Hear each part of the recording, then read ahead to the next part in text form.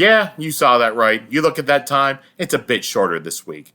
But don't worry, we still have some good talking to come up, and we'll still have some more stuff coming up in future weeks and stuff here on Cosmere Chronicles, the podcast where we follow two first-time readers, Sheta and Justin. We chronicle their journey through Brandon Sanderson's Cosmere series. On today's episode, we'll be chronicling, well, we'll just be going through a preview of White Sand, going over our thoughts and looking at the covers. So now just sit back, relax, and we'll throw it over to the host of this podcast. This is Joe. Thank you, Joe. Yep, everyone, we're here, and we are doing a shorter episode because we are previewing our next story. Yep, and I'm Joe, like normal, and I'm joined once again by Sheta and Justin. I'm Sheta, not normal. I'm Justin, and I am normal. That's what makes us such a hilarious pairing for this podcast. One moment. Wow, that was so bad we lost our host.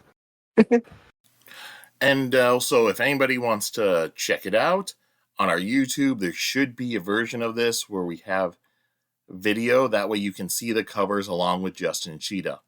There'll probably be two versions on YouTube. One normal, one will say with pictures. So if you want to check that out, see the covers as they go ahead and do that. All right. Yep, so we are doing... So the next story that we will be reading will be the graphic novel White Sand, which I'm very curious to see our thoughts because all three of us have read a bunch of comics, so this will be a little bit different than going through and reading a book. Mm-hmm. So Finally going to be reading in my native language of comics. Yeah, it'll be fun to have to see the characters and like have a whole different experience with this. And he wrote these too, right? Like these are not books originally. These are written as comics. Or... All right, so when you bring that up, let's get into where White Sand came from. Okay. It has a little bit more interesting, way it came to be. So, you remember before when I told you that, Elantris, that was his first published book, but it was his sixth novel he had written overall, because he had written 5 novels before that. And so, White Sand was the very first novel that Brandon Sanderson wrote. Mm. Yeah, so he wrote White Sand, and then he wrote something else, and then his third novel he wrote was a sequel to his original White Sand novel. And then years later, writes a bunch of, maybe not years later, but later he writes a bunch of other stuff, and then he decides he wasn't really happy with the White Sand that he had written originally, so he rewrites it for like his 8th or 9th volumes, or 8th or 9th novel, something like that. So he rewrote it. And that version that he rewrote is something that you can read if you wanted to. He didn't, it's not published, but if you, sign up for his newsletter on his website, you can get a PDF of that prose version sent to you, and you can read it. Oh, okay. And I haven't read it myself because, personally, I'm not that interested in unpublished stuff that has something else that overwrites it. And I also decided we're not going to read that prose version because he did also ask that people, if you read it, don't go and talk about it in public forums or something like that. Just let it be something that people are able to read and stuff. Wait, so he's trying to keep it paywalled? Paywalled, but you can still get it for free. Oh, that's weird. I think more like that's not officially canon, so don't talk about it like it is, maybe. Yeah. Like sounds like it's like a deleted scene or something that, like a storyboard. Yeah. Early stuff. And he has one other of his books that he wrote during that same time period where same thing, you can request it and get it sent to you, called Aether of the Night. So he has 2 that are unofficial, that are a little bit rougher, but you can read them if you want. So he had written, like I said, this White Sand, had it, wasn't published, and then I can't remember if it was somebody came to him or if he came up with the idea to turn it into a graphic novel. Mm-hmm. And so, then it got turned to a graphic novel. Let me look inside. Was there somebody else that? Adapted it? Yeah. All I right. would Yeah. assume so. Yeah. Story by Brandon Sanderson. Script by Rick Hoskin. So this could go either way. I've seen some pretty bad versions of that before, so I'm very curious. And also Isaac Stewart did the script for the prologue and the Ars Arcanum. Interesting. Yep. So, yeah, so it got turned into 3 volumes of a graphic novel originally. Volume 1 was published June 28th, 2016. Volume 2, February 20th, 2018. And Volume 3, September 18th, 2019. And Do then, we know, is Brandon Sanderson a comic guy or not really? I do not know. I don't know exactly. I'd assume he has read some comics, but Well, I mean, everyone's read some, but some people are comic people, some are just yeah. not. That I do not know. I do know he read the manga Hikari no Go. I know that. He said he's not a big manga person, but that is one manga that he read. Was Hikari no Go. I do not know what that is. It's one about the manga is about it's a Shonen Jump one. It's about a kid who plays Go, and there's like a ghost person that's able to talk to him to give him advice about playing Go. So he's a cheater. Okay, got it. Sure, we'll go with that. And I think the main character of that was one of like the support characters you can get in that V Stars versus game that we've played.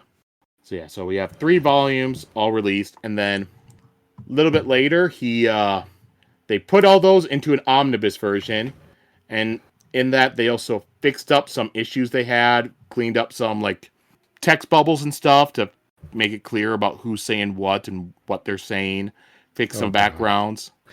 What are we signing up for here? I'm just saying, like, this is what some stuff they did to fix it up when putting it into the omnibus.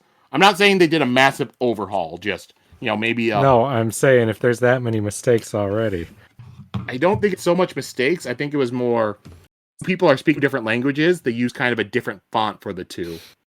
Yep. And then they also made a new prologue chapter, put that in as well. So it's a little bit more than what there originally was. That's why we're going to go with the omnibus, because it includes a little bit more than the original 3-volume versions. Okay. So now, before we go into the covers, I'm just going to ask you, like, what are your thoughts going into this? You're reading a comic book. What are you expecting to see? What are maybe some worries that you have, some hopes that you have? And maybe what do you want to see?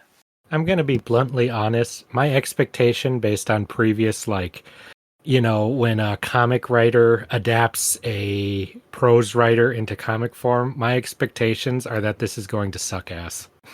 Like, the original story is probably quite good, and it's going to be completely lost with this shitty, horrible writing of whatever random comic, quote, writer that they grabbed to adapt it. That's just my experience based on other similar kinds of situations of adapting either, movies, shows, or books into comic form. I love comics. I love them so much. They're my favorite medium.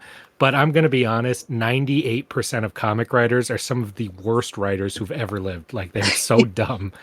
I also expect absolute garbage art, too. I'm so used to that as well. However, with this, maybe that won't be the case, since this isn't like adapting an actual book that was published. So maybe they paid to have an actual artist. We'll see. Yeah, I kind of feel similarly. I actually do get a lot of comics based off of books and things, and like I got the Game of Thrones comics that they were doing, and then like the I got Serenity, I think it's the Firefly comic. Yeah, I don't know. It's always a hit or miss for comics. I agree with you, Justin. Oh, in my opinion, it's virtually always a miss. I Yeah. really do not buy tie-in comics or comics based on things because, yeah. I don't know. I thought that the Evil Dead comics that I read were pretty good. That is an interesting exception because they really embrace the comic aspect of it. That is true. I mean, some of those suck too, but on average, they're a lot better. Would the publisher change your thoughts on it? Oh, God. Who's the publisher? Dynamite. Okay, that could go either direction. Dynamite has some real trash out and some surprisingly good stuff, like with where people cared about it. Mm-hmm. They also have like I mean, 5 different Red Sonja comics. more than that. I was just at the comic shop looking at them. They have a lot out. I mean, yeah, they got a movie coming out. One of which I just saw was Red Sonja Evil Dead, or Army of Darkness, to be on topic. I remember I owned the Army of Darkness versus Reanimator graphic novel. Army of Darkness Marvel Zombies. That's the peak Army of Darkness crossover comic, in my opinion. Was that one written by Robert Kirkman, or was it somebody else at that point? No, it was somebody else, but it actually keeps with the vibe of the originals pretty well, where every other Marvel Zombies comic after has been garbage. Because did Robert Kirkman do Marvel Zombies 2? He did. All but right, then so he left everything... instead of doing 3. He leaves it on a fucking cliffhanger and then leaves. And then they get fucking Rob Van Lint to write the next one, and he just abandons the plot line. God damn it, I'll never forgive that. Yeah. All right. Any other thoughts or hopes that you guys have for this? I am excited to see the art for it and to see. Basically, in my head, I'm imagining the similar things between all the books that we've read, but in comic form. So I expect to see lots of characters and maybe a lot of POV changes towards the end of the comic. If there's a magic system, I'd be curious to see that in there. Did you? Stuff If like that. there's a magic system, I feel like that's the whole thing of these books. I mean, we'll see. One of them could pop up, and it's just like a standard historical drama or something. Brandon Sanderson has said that he tried to build himself as being known as the magic system guy. Okay. He says that's more of a marketing thing. His stories are more Yep. about the characters and everything, but he likes to market himself as the magic system guy. That way people will buy his stuff. Yeah, it's That's a good smart. gimmick. Yeah. All right. So yeah, we'll look at the covers of these. Just so you know, so with our journey, we started on the planet Cell with Elantris, went to Scadrial for Mistborn, we went to Nulthus for Warbreaker, so now we are going to the planet called Taldain. Oh, you're just gonna tell us that these are planets? Like, He's been telling us that for a long time. I know, but I was like, wait a minute. Did you say planets? Is this the Cosmere? That sounds Don't like answer that. like a Don't answer universe that. name. Well, And I was like, is that Don't it? answer that. Don't you dare. I'm not. Okay. I'm just saying, every single time I tell you we're on a different planet, that we are not in a story you're expecting. Oh man, is Raodin gonna show up? Is Breeze gonna show up? Yeah, Breeze is the one I'm expecting to show up. I did. I expected Spook and them to show up in this one. They didn't. You said that you thought it was spooking them in Warbreaker. Yeah. Oh Yeah, my god. No. Do you remember Yeah. that? Like the people that came on the boats in the past were going to be Oh spooking my them. god, no. And because of their Mistborn powers, they're gonna be Sheta, taken as gods. I have never been more angry at a fan theory than when I was listening to that. What? I hated that. I was so mad. All right. So now let's go back to White Sand. So not many covers for this. So I'll show you. We'll have the three single volume covers and then the omnibus. So this is the cover of volume 1. Ooh, Hey, this is pretty. Dynamite, so we can be sure that this cool cover art will not be on the inside of the comic. I like it. All right. Tan blonde guy with a bunch of spears. Everyone's wearing white, jumping around like this is an anime cover or a manga cover. I like You got it. some cool people in the background. Surprisingly, multiple races, which I'm not used to out of these, so that's interesting. Uh-huh. When did this come out? Oh, 2015? Okay. 2016 was the first volume. 2016? Okay. This feels like a Japanese video game cover. You see it? Yeah. Like, yeah. It So it said feels looks like a manga cover, like a shonen cover. yeah. They all have purses and pouches. So I wonder if they Yep. have He's got some his man magic purse. powder in there. Why you assume it's white sand in there? Oh yeah, they're standing on white sand. That is true. Arrows everywhere. No, I'm not gonna make that joke. I don't even know what joke it could be. Too obvious. Yeah, not what I expected. Yeah, Justin, you mentioned it's a Dynamite cover. It's for it to be a true Dynamite comic, one of the variants has to be just somebody in cosplay. Yeah, where's the busty babe wearing nothing? This isn't a Dynamite comic. What are you talking about? Hey, she's wearing a little belt or something. All right. Well, maybe it's because it was only graphic novel and not single issues. That might be it. Yes, that's yeah. Oh yeah, that's exactly it. Now we'll go look over at Volume Two's cover. All right. This is weird. They've got guns. What? That guy in the back has a gun thing. This lady's wearing a relatively not medieval hat. You got this guy with the hood again. See, this is weird because these are actually consistent, where usually when you show the covers, it's like 50 characters who are not on each other's covers. Yeah, this But is the here same Yeah, it's artist, so here it's just the yeah, same guys. yeah. Unfortunately, we're going to miss out on that because there's not international covers. I see. Thank God. Yeah, This I'm one not lady's sad. wearing black and ruining the whole scheme. That's true. Maybe she's not a priest. She's got like 100 arrows on her. Looks like a crossbow gauntlet. It looks like Helena, um, Huntress.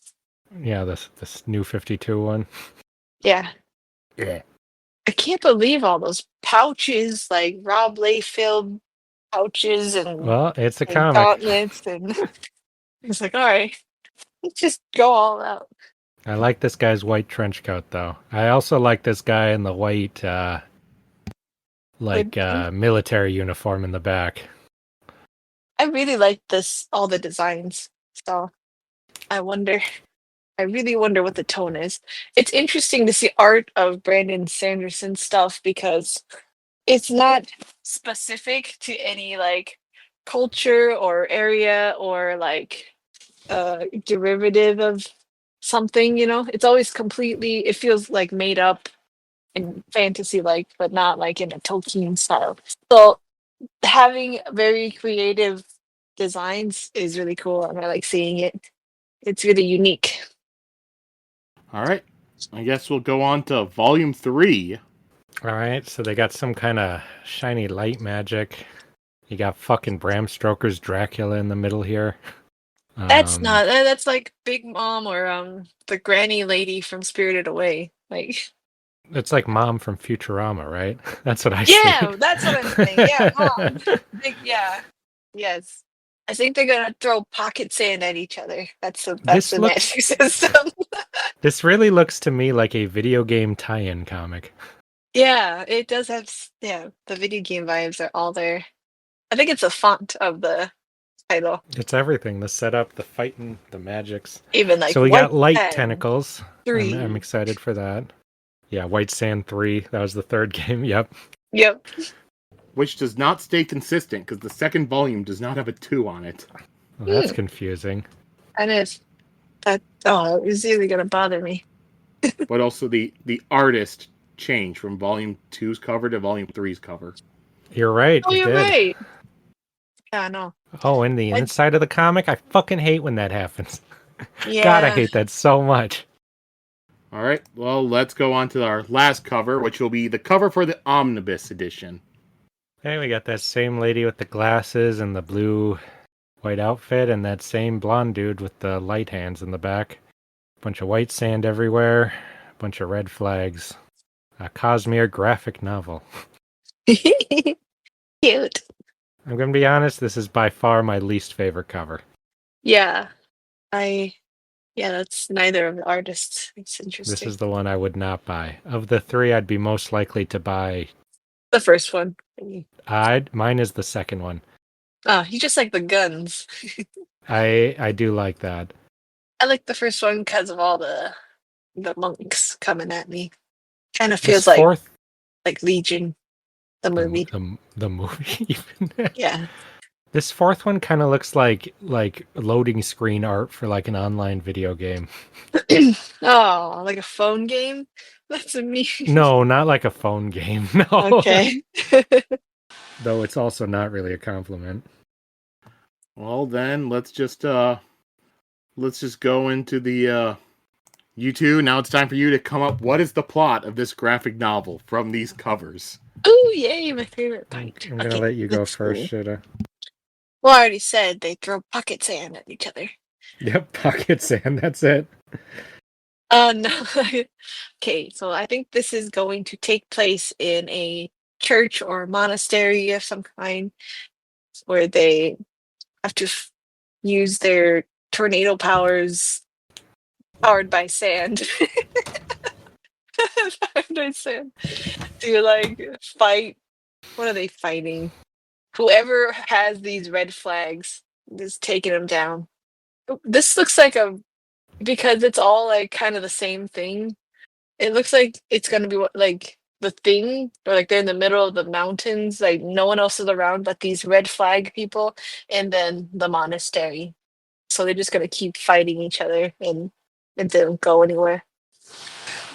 You're basing a lot on the red flag aspect.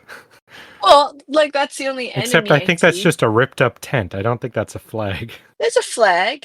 All right, all right. Yeah, that's a flag. Well, on this world, it's all desert. It's all sand pretty much. And you've got these monk guys who protect the ancient reservoir of magic, and then this long-haired guy. He's from the evil monks who have more fascisty uniforms. They want it. And then this lady has a book that she uses to learn about these people from this far off land she's visiting. Yep. Very, very boring book. And then this lady, this huntress girl, is an assassin who was hired to go kill somebody. In fact, she was hired to kill this lady in the hat, and then this guy with the hood is going to protect her. But then this guy with the hood in the back and this guy with the gun, they're from the bad guys. And they're hunting her because they're all three from the same society, but this guy is from the mountains. Yep, 100%. That's the plot of this book. I will honestly say I am surprised that Sheta did not throw in like 2 different ships from these covers.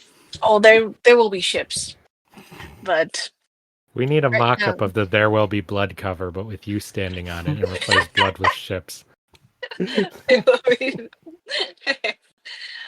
Yeah, I'm excited. Well, since they're in the middle of nowhere, there's nothing but ships. That's what I'm saying. There's no ships in the desert, Sheta. You Oh, haven't that read Tintin then. there was that one filler episode of One Piece in Alabasta where you had like sand pirates who had ships out in the desert. Well, Yeah, I there's stand always corrected. ships. Also, there was Mhm. a ship in the desert in Pirates 3. Yep. That wasn't really a that was like the afterlife. That doesn't really Yeah, but it Well, count. did have white sand. and for all we know, this I could be thought it the was just white. afterlife. I thought it was just solid white ground. I think it was sand, wasn't it, Sheta? Because Like a Yeah, he beach? this. was he Yeah, was having it's to beach. ride on like crabs. Oh, he did ride Sheta? on crabs. He You would did ride know, on Sheta. crabs, but the ground had a little bit of like gravel on it, like a little, like a dried up desert. But it wasn't sand. It was like dirt. But if you crush it up, it could be like sand. So, yeah, we don't actually learn that much about that area. But where there's crabs, maybe there's sand. Yep. And then that's gonna be about all we have there. So quickly, I'm just gonna go over just a couple comments that we had from a recent episode. So, all right. So this will be from our Warbreaker, chapters 50 through 53. This will be a Reader Warrior comment. He says, so for my overrated pick for like our animated, Western cartoons, for my overrated pick, it's got to be pretty much anything that's adult animated. Cursing and sex does not make comedy if that's all you have to show. I don't know. Drawn Together's all cursing and sex, and I like that show. Mm. And Aqua Teen Hunger Force is one of my favorites, but it's really not much Aqua Teen plot doesn't going have that on. much cursing at first. That's only way later. And they have like no sex. That's part of the joke. They have sex jokes, but not. Again, not to, like, it's interesting. A lot of those Adult Swim shows are kind of like for teenagers at first, and then they just say fuck it and start going all out when they realize that's what teenagers like. Chapter 51. All this time, Sheta was thinking the returned were children of themselves, when in fact, when it was in fact Ciri and Vivenna that were the descendants of long dead Returned. Their hair changing ability is tied to how Returned look like perfected versions of who they were. The real shocker is that Returned could actually have kids. Yep. Don't give Sheta credit for her insanity. She threw every fucking thing at the wall in that book for theories. I did not. I held back. I'll have you know. Like, Oh, so you had even more random shit to throw at the wall. I have a book full of that. I just took the best ones to share with everyone. Now just take that book of all your wrong fan theories and make a book of your own out of it. I'd love to see that. You could, there's not that much Warbreaker fan fiction. You could write some of that and throw that out there. I will have to have a pen name. Yes, Shada, you will get arrested if you write your fan fiction with your own name. But I will let you guys on the podcast know what it is. I bet everyone's just holding their breath for that. At least one person is. Holding something, that's for sure. I got you, guys. So chapter 52. And here I was confident that the boss was Bruce Springsteen. Brandon Sanderson is a sadistic monster, and we love it. Not me. Chapter 53. I think the weirdest part of this section is that Denth, who knows about Nightblood and its capabilities, basically just threw it into the sea and thought that was a good idea. Was it Denth who threw it? Yeah. Yeah. Okay. Because he wasn't going to trust Tonk. Tonkfall won't use it. Yeah, Tonkfall would have died in a second. Considering the fact that old chaps might know the fish eat up the decomposing bodies, it's actually fairly smart of him to use this spot and the corpses as bait. No, it's fairly fucking disgusting. That's what it is. He doesn't care. He's just gonna sell the fish. He's not gonna eat it. Fucking old chap. Man, I'm sad he died. No, he's like the bane of society. No, he's providing a valuable service. No, he's not the bane. He's just trying to get by. Mm-hmm. Just trying to get an honest day's work in. Yeah. By cheating the system and doing shady underground stuff. Yeah. And then from our series section, isn't she whole theory about Susubron the twist of? Then he names a different book series. I haven't read the book series, so I don't know if this is a twist at the end of the book or something that happens at the beginning. So I'm just not going to say what the book series is. But he's saying, okay, go ahead. Well, he's just saying that your idea about Susubron being like the evil person all along is like the twist of this other book series. Oh, I could see it. It's not that original from my idea. But I don't want to say the book series on here because I don't know if this is going to be a big spoiler or a small one. People really want to know, just look at the Warbreaker episode 50 through 53 episode on YouTube and look in the comments section if you're that curious. And then his response to Justin, who said, I don't trust anything until I've seen it and verified it. Mm-hmm. Then why immediately believe that souls and breaths are the same thing? Did I believe that, or was I horrified that that was the truth? You believe All it. I'm going to say is if I watch a giant man walk up to a child and suck out that child's breath and then until that child becomes kind of dull and lifeless, that bro just sucked out his soul. I saw that with my own eyes. Don't give me any of that. That ain't a soul shit. This is some evil blood magic shit, man. We need to burn the society down. Except they don't suck it out. The person gives it to them. That's not what it looks like when I'm watching from afar. I'm just peeking in through a window and I'm like, oh, I forgot. What's the religion that tried to take them down? The Pon Call. The Pon Call. Yeah. I'm some Pon Call guy taking a peek over and I'm like, no, fuck this shit. We got to overthrow this. Okay, except if you're a Pon Call, you live on the planet, so you know what breath is at that point. Yeah, and I know that this is fucked up. I will never have sympathy for somebody who sucks out the life of a child. I just won't. It's not possible. You can justify it any way you want, man. It's too much for me. I imagine the visuals look like when you take one of like the little sisters in BioShock and you take their power out of them. No, because they fight you. That's totally different.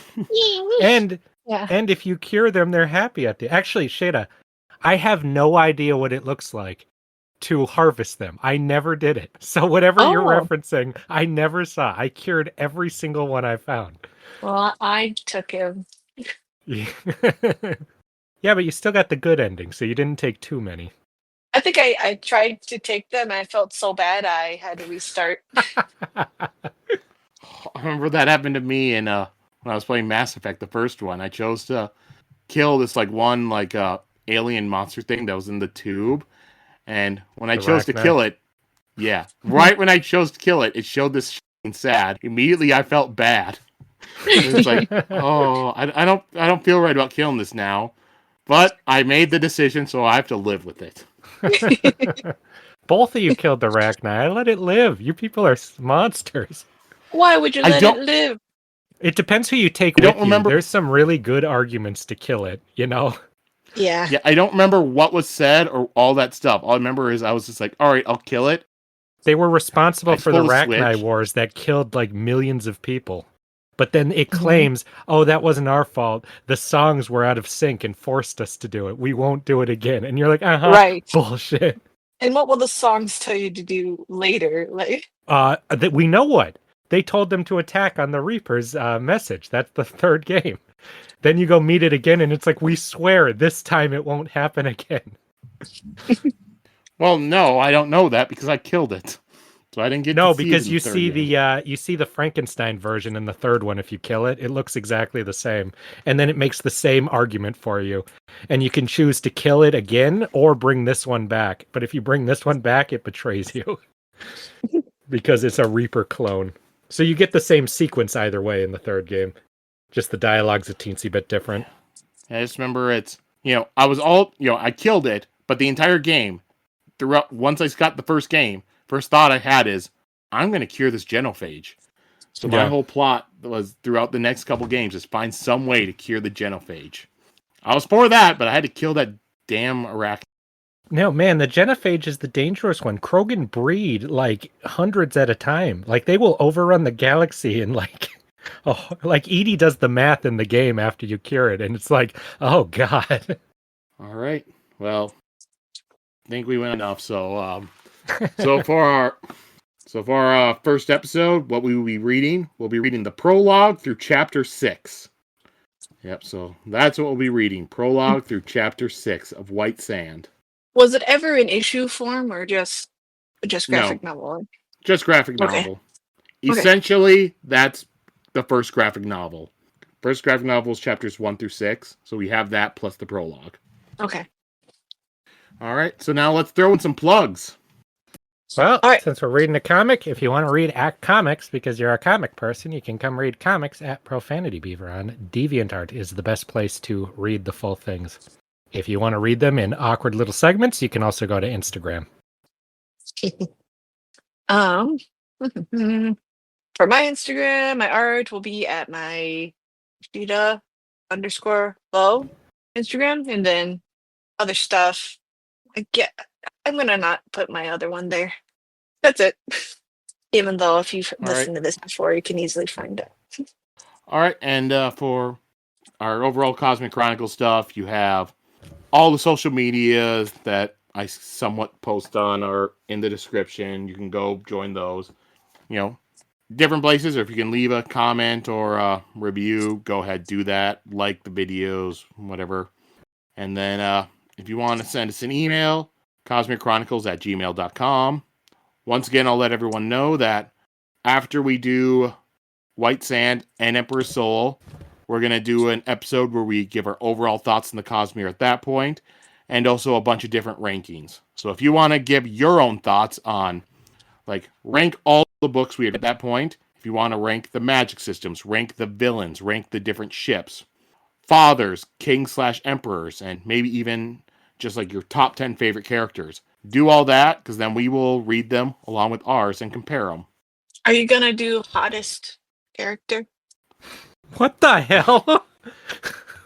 As of now, yes. God if you want to fucking throw in, damn it, Sheta. God damn you. we'll throw.